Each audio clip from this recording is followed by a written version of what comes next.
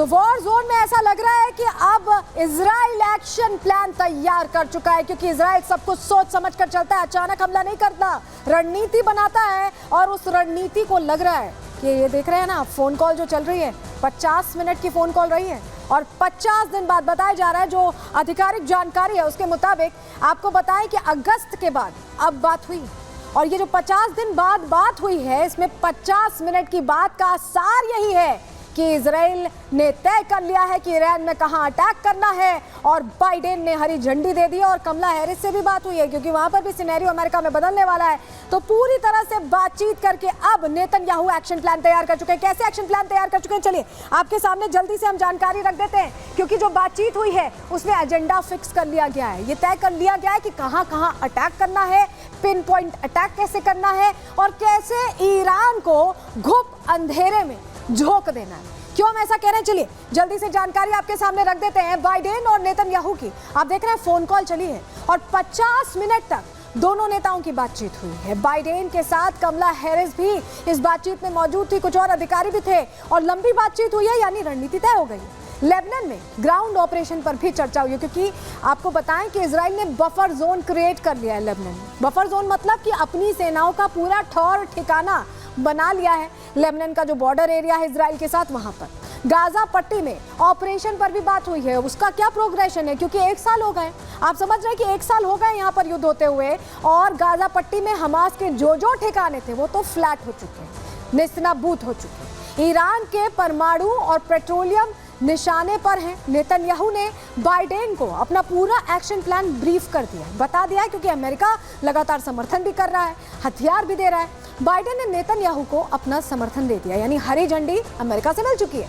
इस बातचीत को काफी इंपॉर्टेंट माना जा रहा है, काफी अहम माना जा रहा है, क्योंकि 50 दिनों में पहली बार ऐसी बातचीत हुई है। और बातचीत का निष्कर्ष क्या निकला है, ये कुछ ही दिनों में पता चल जाएगा, क्योंकि लग रहा है कि अब इजराइल ज्यादा वक्त बर्बाद नहीं करने वाला है। वहीं आपको बताएं कि विदेश विभाग के प्रवक्ता, यूएस के विदेश विभाग के प्रवक्ता मैथ्यू मिलर से भी ये समझने की कोशिश की गई कि आखिर प्लान ऑफ एक्शन क्या है, तैयारी कितनी बड़ी है, अमेरिका किस तरह से बैक कर रहा है। इन तमाम सवालों का जवाब देते हैं आपको, सुनिए। That the diplomatic resolution that we want to see is the full implementation of United Nations Security Council Resolution 1701. That has been our priority, and it's what you've heard from the United States going back to the immediate days after October 7th when Hezbollah began launching rocket attacks against Israel.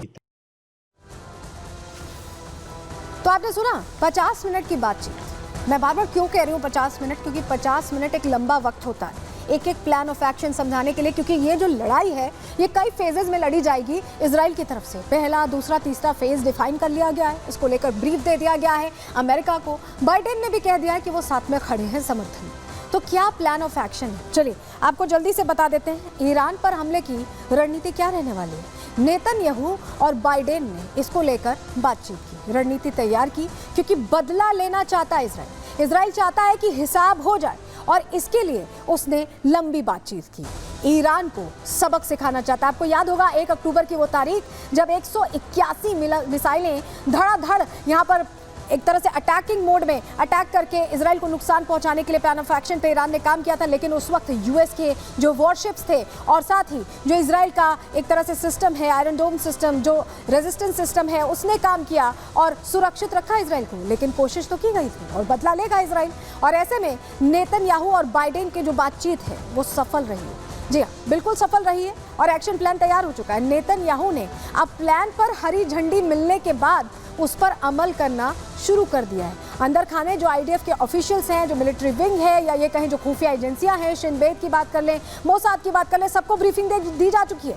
अब तक दी जा चुकी होगी briefing, क्योंकि कल बातचीत हुई है, 24 घंटा करीब होने वाला है। ईरान पर अब आप समझिए हम क्यों ये आपको बता रहे हैं कि मोसाद, शिन बेत सबको ब्रीफिंग दी जा चुकी है, आईडीएफ के मिलिट्री पर्सनल को ब्रीफिंग दी जा चुकी है, क्योंकि हम ये बताना चाह रहे हैं कि ईरान पर किसी भी वक्त बड़ा हमला हो सकता है, और ये बड़ा हमला तस्वीर बदल देगा ईरान की। और जो हम कह रहे हैं कि पूरी तरह से कोशिश ये है कि अंधेरे में खो जाए ईरान, इस पर काम कर रहा है इजराइल। आपको अगली जानकारी देते हैं कि प्लान क्या है, कैसे ईरान को मिटाने की तैयारी है। क्यों हम ऐसा कह रहे हैं, चलिए जानकारी आपके सामने रख रहे हैं क्योंकि इजराइल ने ईरान से बदले की कसम खाई। आपको याद होगा जब वो तस्वीर सामने आई थी, 181 मिसाइल्स दागे गए थे महज आधे घंटे में, और तभी योव गैलेंट ने कह दिया था, नेतन्याहू ने कह दिया था कि समय हमारा होगा, बारूद हमारा होगा और नुकसान पहुंचेगा ईरान को।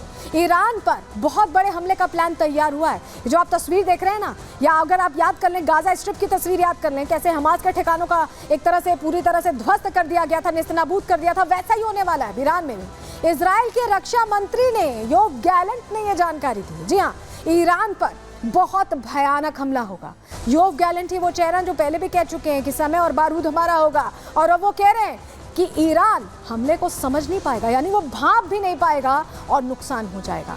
इजराइल की जो ये चेतावनी है, इससे ईरान अब टेंशन में आ गया है, ईरान को डर लगने लगा है। इजराइल की धमकी से दुनिया भी परेशान है, क्योंकि दुनिया को अब लग रहा है कि वॉर एक अलग लेवल पे जाती दिखाई दे रही है। अमेरिका पूरे मामले पर नजर बनाए हुए है, बातचीत तो चली रही है, नजर भी बनाए हुए है। वहीं आपको बताएं कि योव गैलेंट रक्षा मंत्री जब ये कहते हैं कि हमला होगा, बड़ा हमला होगा, तो अर्थ बड़ा है, मायने बड़े हैं। रक्षा मंत्री इजराइल के योव गैलेंट कैसे खुली धमकी अब दे रहे हैं ईरान को, एक तरह से वार्निंग दे रहे हैं, सुनवाते हैं आपको पहले। אתם ראיתם את ההתקפות שהאיראנים תקפו אותנו לפני זמן קצר. ההתקפות האלה היו אגרסיביות, אבל ההתקפות האלה נכשלו כי הן לא היו התקפות מדויקות. חיל האוויר לא נפגע, כל המסלולים פועלים, הרציפות נשמרת, אף מטוס לא נפגע ואף חייל לא נפגע ואף...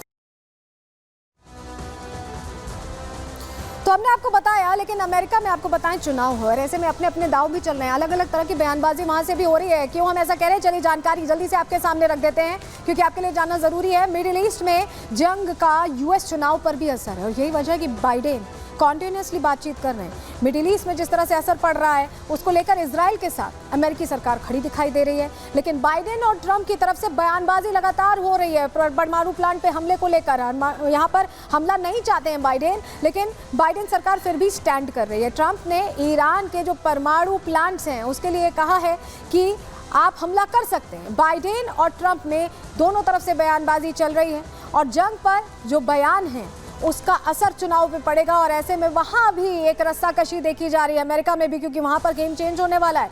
बाइडेन ने नेतन्याहू को परमाणु प्लांट्स पर हमले के लिए मना किया, लेकिन ट्रंप कह रहे हैं कि वो कोई भी एक्शन ले सकता है। जी हाँ, तो अगर सरकार बदलती भी है, ये जानकारी हम आपको इसलिए दे रहे हैं कि अगर सरकार बदलती भी है तो इजराइल के लिए जो स्टैंड है वो बदलने नहीं वाला। भले ही बाइडेन ये कहते रहे कि हमला ना हो परमाणु प्लांट्स पे, लेकिन अगर हमला करते हैं तो बैकिंग तो अमेरिका करेगा ही, क्योंकि अमेरिका ग्रेटर इजराइल का जो प्लान है उसको सपोर्ट कर रहा है, और ट्रंप भी यही चाहते हैं। तो ऐसे में कुछ भी हो अमेरिका में असर नहीं पड़ने वाला। लेकिन आपको बताएं कि इजराइल ने टारगेट लॉक कर लिया। ये वो रणनीति है जिसका खुलासा हम प्रहार में सबसे पहले आपके सामने करने वाले हैं। किसी ने आपको ये जानकारी नहीं दी होगी। चलिए ये देखिए, ये जो आप देख रहे हैं ये परमाणु ठिकाने हैं, ये जो आप पंखा सा घूमता देख रहे हैं, और पेट्रोलियम का ये निशान है। देखिए ये परमाणु ठिकाने हैं, पेट्रोलियम ऑयल रिफाइनरीज, क्योंकि ईरान से ही ऑयल पूरे दुनिया में जाता, एक्सपोर्ट होता है, बड़ा हब है, तो उस पर एक्शन का प्लान है इजराइल का। इजराइल सोच रहा है कि इनको अगर न्यूट्रलाइज कर दिया तो ईरान की जो पावर है, जो आर्थिक मजबूती है, और साथ ही जो खुद को बहुत बढ़कर ईरान समझता है, मुस्लिम देशों का नेता समझता है, वो सब कुछ खत्म हो जाएगा। क्योंकि न्यूक्लियर प्रोजेक्ट्स अगर पूरी तरह से तबाह हो गए, ऑयल रिफाइनरीज अगर पूरी तरह से तबाह हो गई, तो बचा क्या ईरान में? ईरान के पास तो कुछ नहीं बचा। तो इसलिए इस पूरी तरह से आपको बताएं, पेट्रोलियम प्लांट, ऑयल रिफाइनरीज, इन तमाम चीज़ों को निशाना बना रहा है अब इजराइल, और इसी के लिए एक्शन प्लान तैयार किया जा रहा है। आपको अब तस्वीर एक दिखा देते हैं। चलिए अब देखिए, ये तस्वीर आपने पहले देखी कि कैसे एक्शन प्लान बना हुआ है। अब इससे डर गया ईरान, और डर कर क्या कर रहा है, ये तस्वीर देखिए। ये तस्वीर जो हम आपको दिखा रहे हैं, आपको मोहम्मद बिन सलमान दिखाई दे रहे हैं, सऊदी के क्राउन प्रिंस, अभी भारत भी आए थे कुछ समय पहले, और ये अब्बास अराक्ची, ईरान के विदेश मंत्री, पहुंचे हुए हैं मिलने किससे? सऊदी अरब के क्राउन प्रिंस से। क्यों पहुंचे हैं सऊदी अरब के क्राउन प्रिंस से मिलने? इसका जवाब भी अब हम आपको देने जा रहे हैं, क्योंकि अब ईरान डर रहा है। ईरान को लग रहा है कि उन देशों से समर्थन चाहिए जिससे थोड़ी बहुत भी अमेरिका से अच्छी बातचीत है। सऊदी से ईरान क्या चाहता है, अब जवाब इसका दे दें। ये देखिए, ये हमने आपको दिखाया था कि कैसे अलग अलग ऑयल रिफाइनरीज हैं, पेट्रोलियम प्लांट्स हैं, परमाणु ठिकाने हैं।